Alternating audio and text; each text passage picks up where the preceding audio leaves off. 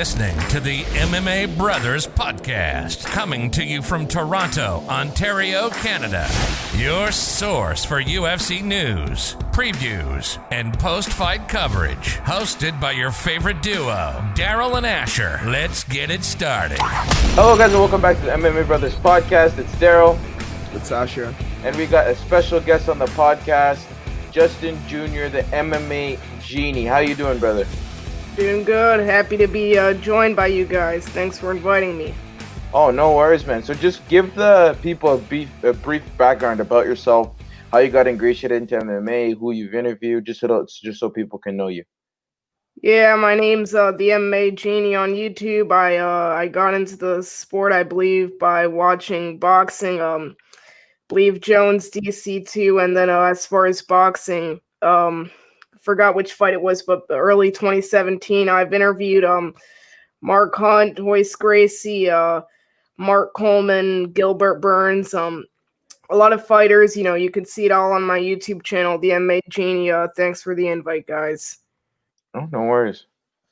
Yeah, I feel like I've seen you on, is it on IG Live, like talking to Woodley and Mario Yamasaki and a couple other people too. You've been around the UFC world. Yep, thank you. Yeah, no worries, bro. So yeah, today what we're going to be talking about is the highlights of 2020. So we're going to be talking about KO of the year, submission of the year, fighter of the year, fight of the year, and also talk a little bit what we're looking forward to in terms of 2021. So I guess I'll start with the big one, the KO of the year. So I'll start with Daryl. Daryl, what do you think the KO of 2020 was for you? It has to be Joaquin Buckley. I mean, we've just never seen anything like that before, especially in recent history. And spinning wheel kick KOs, dime a dozen. Kevin Lee got hit with one and he survived, but it's very, very. And Marlon Moraes got hit with one, barely survived. But the instant KO spinning heel kick, it's gotta go to Joaquin Buckley. That's my pick. Who you got, MMA Genie? Yeah, as far as this year, I'm gonna go with Joaquin Buckley versus Impa Casagna.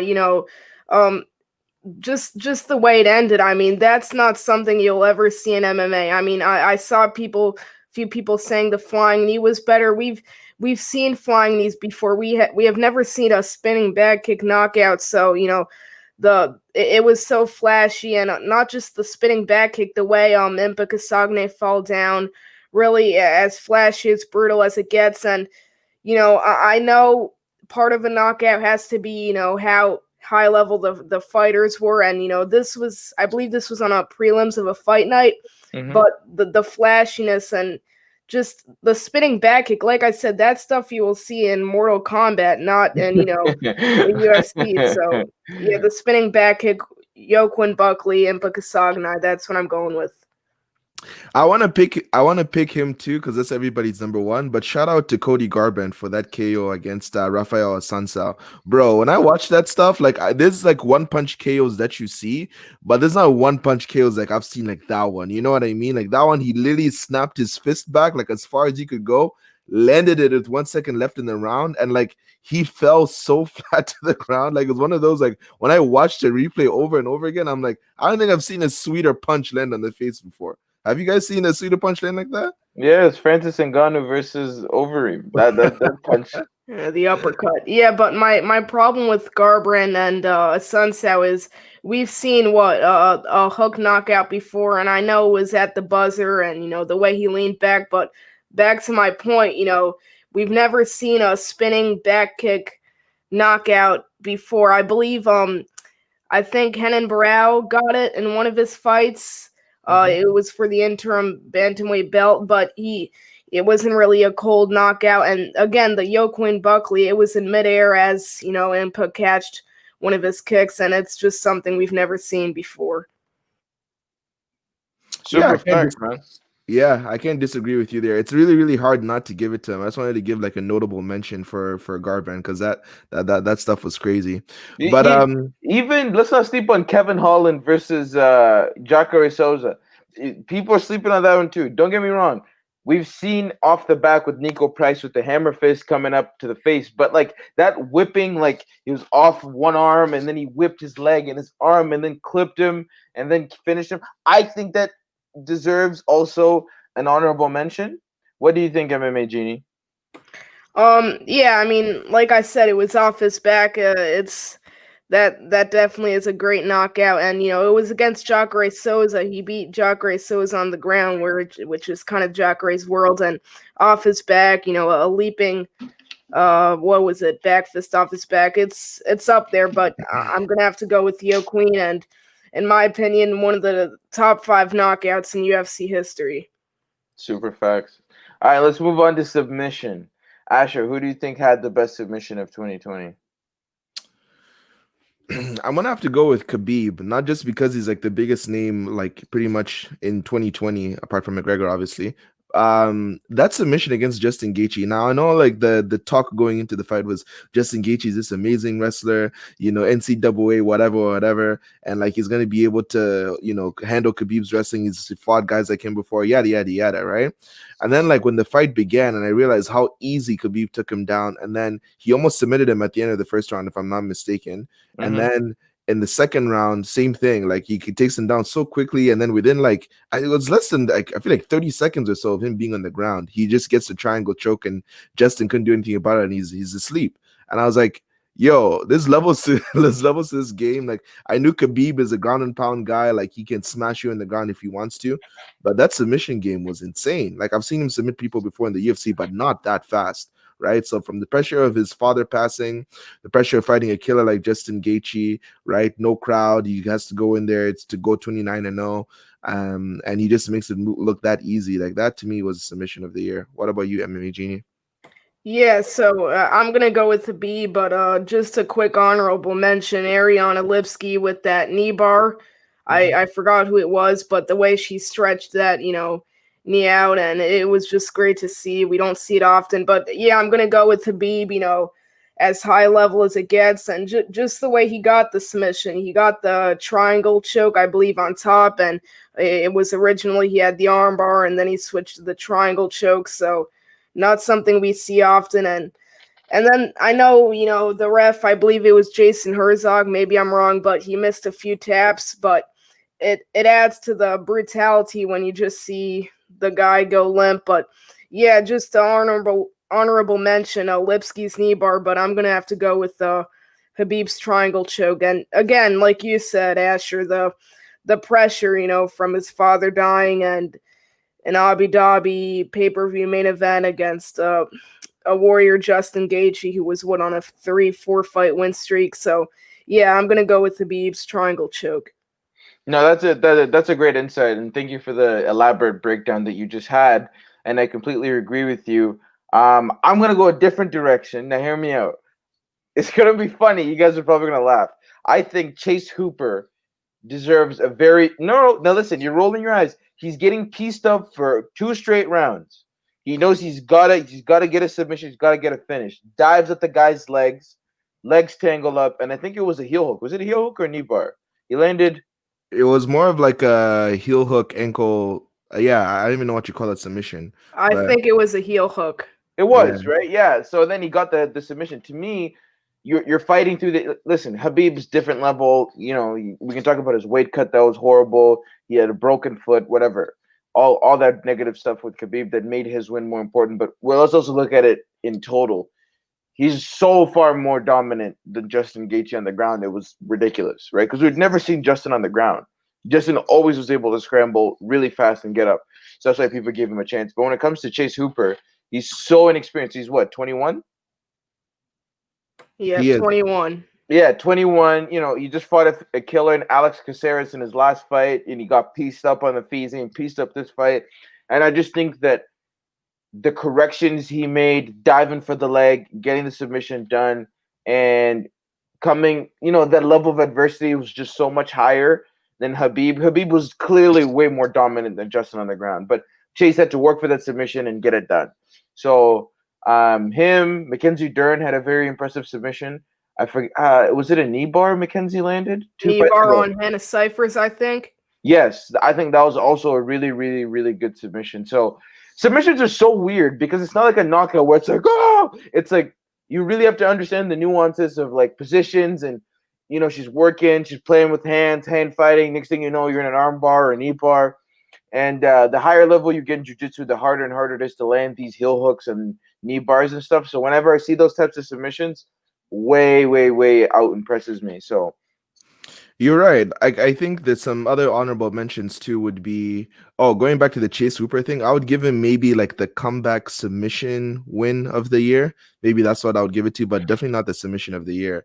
In terms of some other honorable mentions, I'm thinking of Charles Oliveira, like his guillotine choke on Kevin Lee. Like it was just smooth the way he transitioned from that was it takedown last into year? It that wasn't choke. this year though. It was this year because I This remember there year. was no crowd. Yeah, it was this Wow. year. And then there's another fighter who I was thinking of that got a submission. Anyways, he slipped my mind. But yeah, Charles Oliveira, Mr. What's his nickname? Do I Bronx. forget. Bronx. Du Bronx, yeah. That guy, like he can submit you from anywhere. He almost submitted Tony Ferguson too, right? So you gotta talk Charles Oliveira if you're gonna be talking submissions as well. Yeah, no, Yeah. for sure. Yeah, definitely. My problem with the Chase Hooper and Peter Brett is it's what was that the first fight of the card, and I hate to always go back to this, but the I hate to always go back to it, but the level of competition it isn't the highest, and when you're talking to Beeb Gaethje pay-per-view main event, the stakes are higher, more pressure, but yeah, I can see where you're going with as far as a comeback. It was great. I was one of the few people that picked Peter Brett. I was feeling great with about 2 minutes left in the fight, but Mm-hmm. yeah, I just can't do it because the level of competition. And I think Habib had an overall better submission to add to that. Shout out to Davidson Figueiredo too with his submission against Alex Perez. That one was pretty slick. How like he looked like he was the one that was gonna get dominated on the ground. Then like literally 10, 15 seconds later, he's choking out Alex Perez. Because I think Alex Perez had his back for a second and then he reversed it. Then all of a sudden he was in the choke, and I was like, what's going on? Like things were just moving so fast. Then all of a sudden Perez is tapping like 10, 15 seconds later. I was like, damn, it's over. Like I couldn't believe what I was watching. So yeah, shout out to Figueiredo for that one too. Yeah, no, for sure. And then what was the next segment we're touching on? Fighter of the year, right? Yeah, fight of the year. This has to be Kevin Holland. Like you can't there's literally no other person. 5 wins this year. Fought absolutely anyone you'd put in front of him. You know, there's a whole COVID situation. He was supposed to fight Vittori, I think, and then he ended up who was he supposed to fight originally? He No, was, Jack Hermanson. He's supposed to yeah. fight Jack Hermanson, and then he ended up switching and fighting Jacare. And then his previous fights, he KO'd Joaquin Buckley. I don't know if it was it this year as well? This year, August, I believe. Yeah, so he finished Joaquin Buckley. He also finished, I think, one of his other wins, and then he also went to the decision. But in total, like his whole 5 fights, nothing but straight entertainment. There was finishes there. There was adversity he had to face in numerous fights to work back and get the win through the judges. I just think that he's just so raw, and he just doesn't care who you put in front of him. He's not one of those people who's going to pick and choose his opponents. It's nice. It's a refreshing thing to see as an MMA fan that there's fighters who really is like, yo, I don't care who it is. Put him in front of me. I'll knock him down. I'll knock him out, and I'll get the win. So that's my pick of fighter for the year. How about you, Justin? Yeah, I'm gonna have to go with Kevin Holland too. Not even in a full year, I believe in 7 months he had the 5 victories. You know, finishing off the year with Ronaldo Souza and the knockout, one of the best we've seen in the year. Yeah, the 5 wins, man, and then he had that it was a close fight against Darren Stewart. I gave the fight to Darren Stewart, but still a close fight at the end of it. He knocked out Joaquin Buckley, which at this point I think it's safe to say Joaquin has a bit of a hype train behind him. And then, of course, the under a minute Anthony Hernandez, all fun fights. A lot of finish we got from him there. And yeah, I'm going to have to go with Kevin Holland. I do want to give an honorable mention to Davison Figueiredo. Had that great fight with Brandon Moreno without the 1 point deduction or 2 points, forgot what it was. He probably should have won the fight.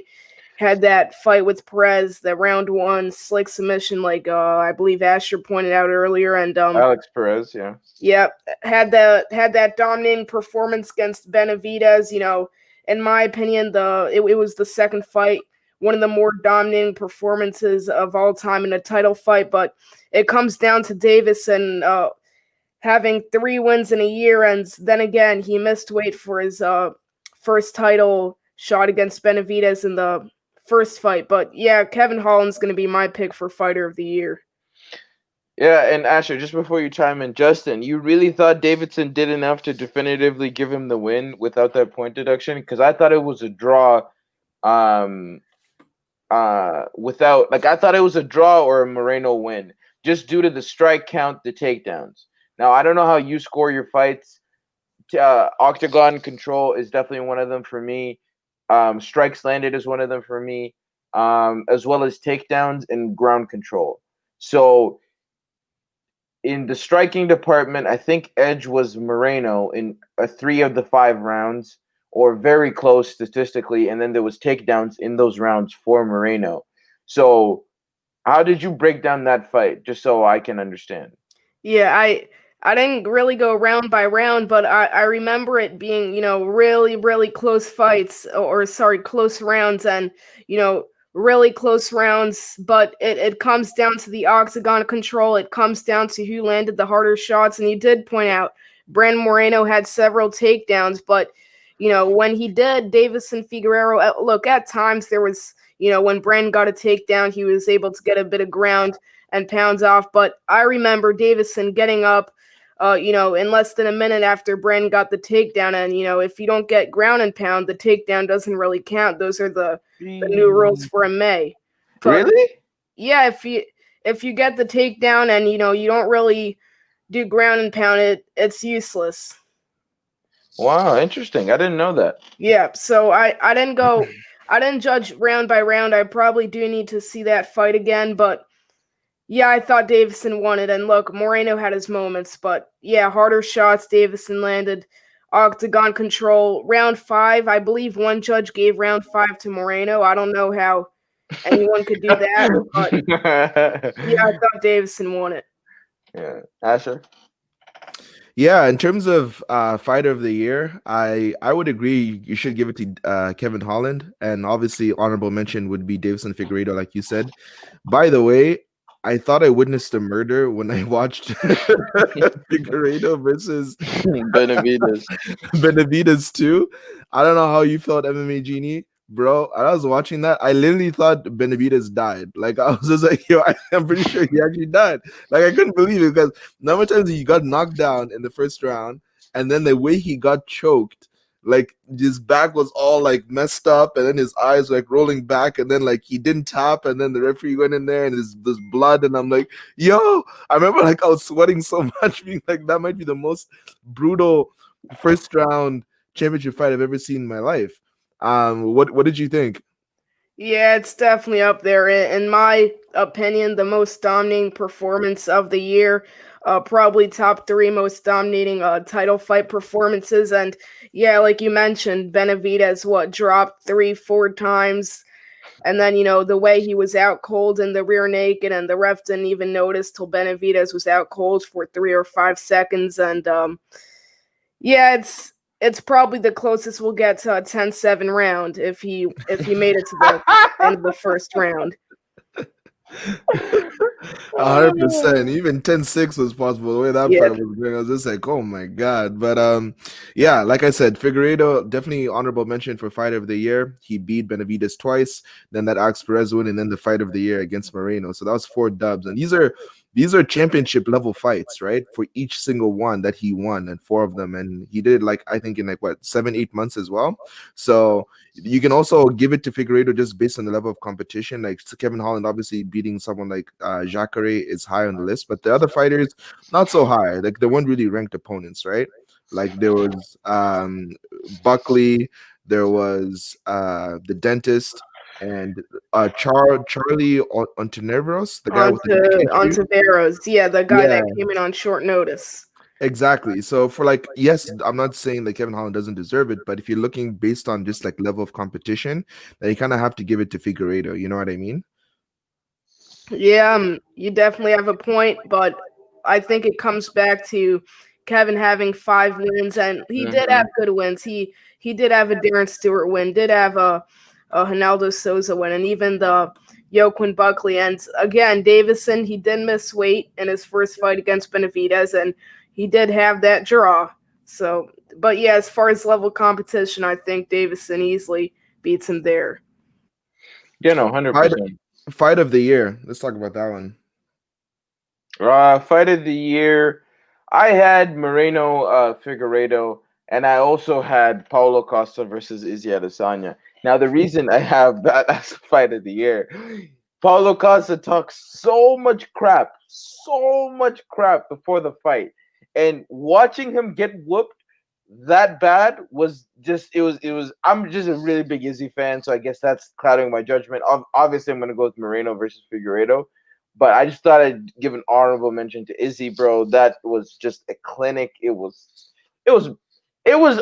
Okay, it wasn't nearly as bad as Figueiredo versus Benavidez, but Paulo had no offense in that title fight. Right, there was absolutely no offense put out there. So I'm gonna go with Moreno and Figueiredo, but I'd love to hear Justin Jr.'s opinion on it. Yeah, so as far as women's fight of the year, Joanna and Weili Zhang. But as far as my fight of the year, I'm going to have to give it to Davison Figueroa and Brandon Moreno. And I think it's finally safe to say the flyweight division's back alive. And it never really had that one fight, that one amazing fight, like for light heavyweight Jones Gustafson, or, you guys know what I'm talking about. That one great fight for each division. I think flyweight finally has its own. And there were a lot of moments in the fight, in particular with Davison, where I thought Davison was going to TKO Brandon Moreno, but then Brandon would, go for a desperation takedown and land it. For Weili Zhang and Joanna, they both landed really hard shots, but it was a woman's fight, and there was never really that moment where I was like, oh, I think it's going to get stopped. And yeah, I mean, each round for Moreno, Davison, I felt like the fight was about to get stopped, and then the other one comes back, and it was just really great to see. That's my fight of the year, and flyweight definitely has its, I guess, quote unquote, that fight. Mm-hmm. Yeah, another performance was the Justin Gaethje versus Tony Ferguson one. I know that necessarily isn't fight of the year because Gaethje won decisively, but like, man, I remember watching that fight thinking like, man, what's Tony Ferguson made out of, like eating those shots? Like that was insane, and that was like the first main event since the pandemic happened. So I want to put that one on my list. In terms of what you said, Daryl, about Paulo Costa versus Adesanya, you can't really call it like a fight of the year because it was not competitive at all. Paulo Costa did not That's put why I up that loved it. effort. I loved the fact that Izzy whooped him so bad. That's the reason that I love that. Yeah. And yeah, I think I'm gonna give it to Moreno versus Figueiredo. There's a little bit of obviously like recency bias when it comes to that, because like the most recent fights are the ones that are gonna stick the most in your mind. But like you said, Weili Zhang versus Joanna, even though like it was like you said, it was the female fight of the year, I think I might, if I watch both of them back, I might actually give the Joanna Weili Zhang fight of the year, just because like the amount of shots they were both eating, and like Justin Jr. said, like none of them never got in a position where you're like, oh, one goes about to get finished. Because like I think Figueiredo got in a couple of times where like, oh, Figueiredo's about to get stopped here, right? But he managed to come back. So just like the injury of Joanna's forehead, like the way she looked, Weili Zhang, That like hematoma was yeah, I was just like, dude, like I think that might have to be fight of the year, because even Weili Zhang, even though she didn't wear it as much in terms of the damage on her face, like she was struggling through some moments of that fight, but she was just able to push through. So I think I'm gonna give it to Weili Zhang versus Joanna. wow. Yep, you can definitely make an argument for that. In my opinion, that was the woman's fight of the year. Yeah, no, super facts. Now we're gonna move on to fights we want to see in 2021. We can just do two each because there's a lot more than time permits. So I'm gonna go with the first one is Colby Covington versus Jorge Masvidal, and then I want to see Justin Gaethje versus Conor McGregor. Those are the two fights that I want to see in 2021. The justification for the Colby Covington Masvidal is this is so much bad blood. These two were teammates. Colby says I always used to beat the shit out of Jorge. Jorge says the exact opposite, of course. This beef back and forth. They used to be buddies. There's a whole story they can make from a marketing perspective that's just gonna get so many people involved in it. Like the main MMA junkies like us obviously understand that this is like basically for number one contender to see who's gonna fight for the Kamaru Usman after he fights Gilbert Burns. But it's also a score settler.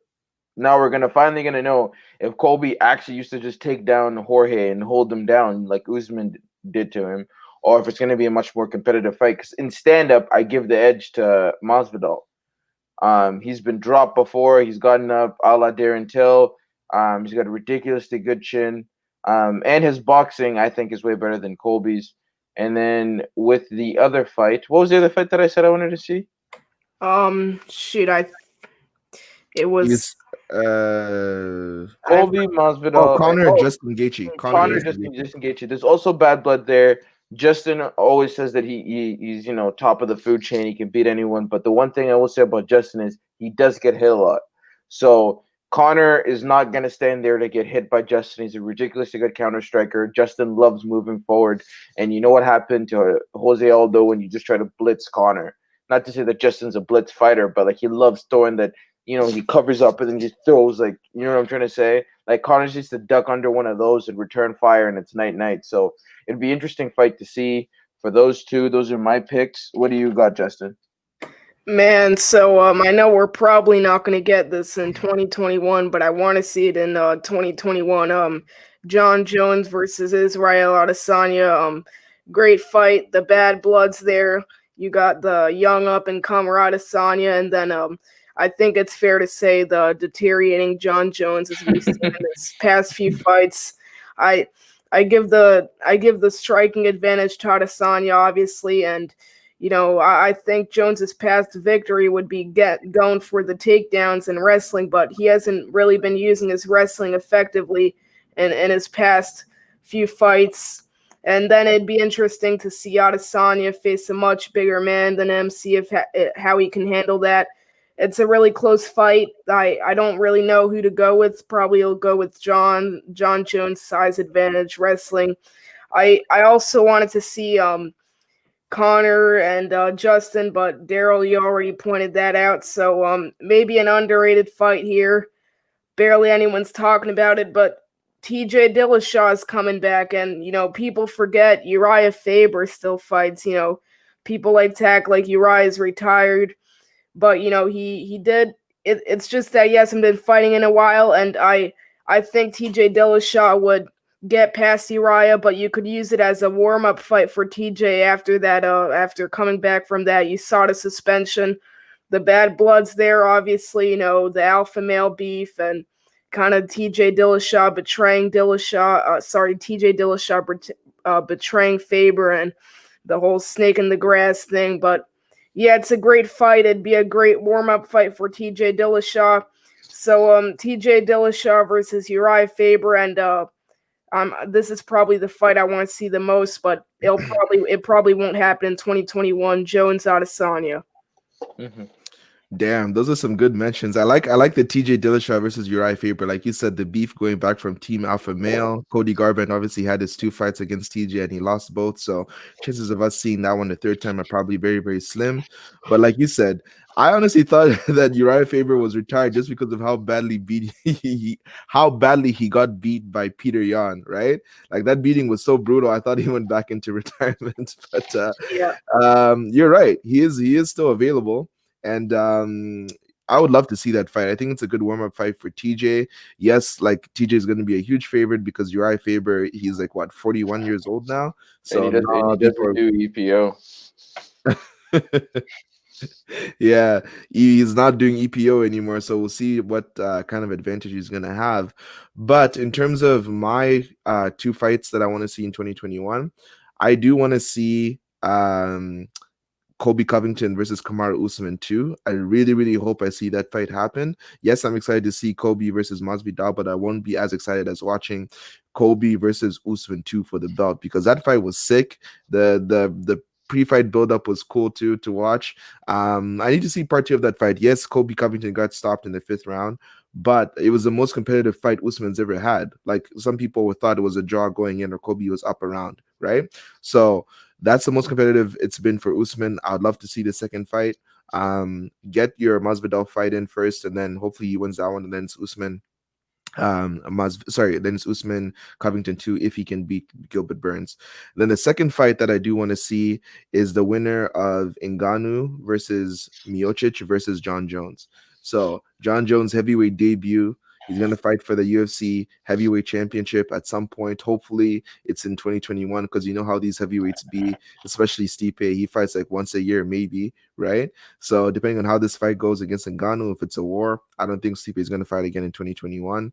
Maybe by December he'll fight again, but like, he takes a long time, right? So, and he's also a fireman, so he works outside of the UFC. Exactly. I think he's pretty much almost full-time, maybe part-time firefighter, but like, so Stipe, yeah, he's not the most active fighter, and it's kind of hard to imagine John being out again till the end of 2021. So I have a feeling he's going to be fighting at heavyweight without the belt.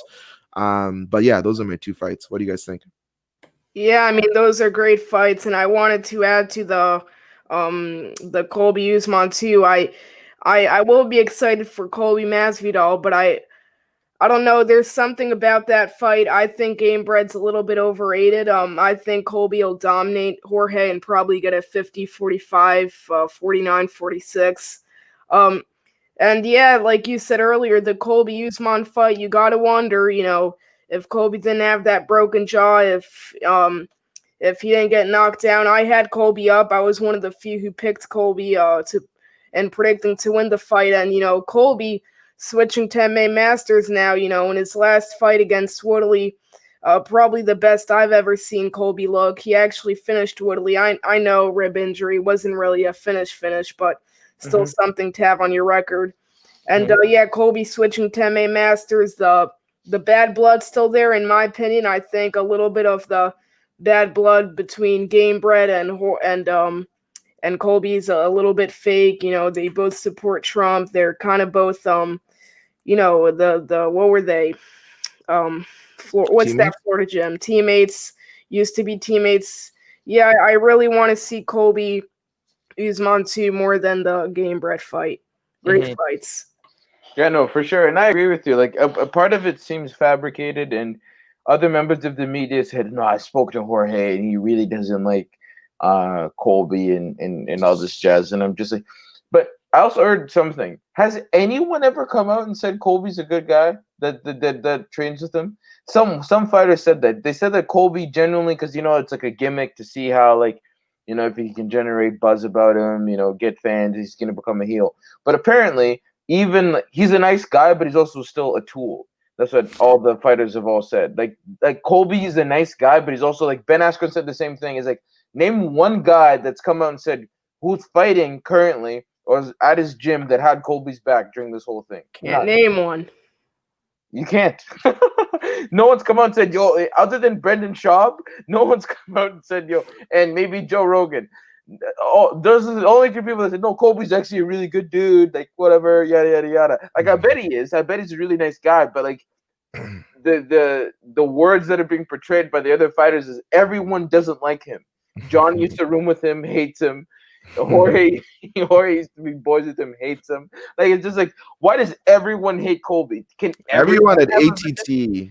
Everyone at ATT has been hating on him too. But like fans that have met Kobe's obviously like nice to fans. He's not dicks to fans. And then also people in the military, obviously Trump supporters and other people that he does a lot of military work, right? A lot of people love Colby from that point of view. But I'm talking about other fighters. Like, I'm not questioning him as like a person. All I'm saying is other fighters have said no one rates him.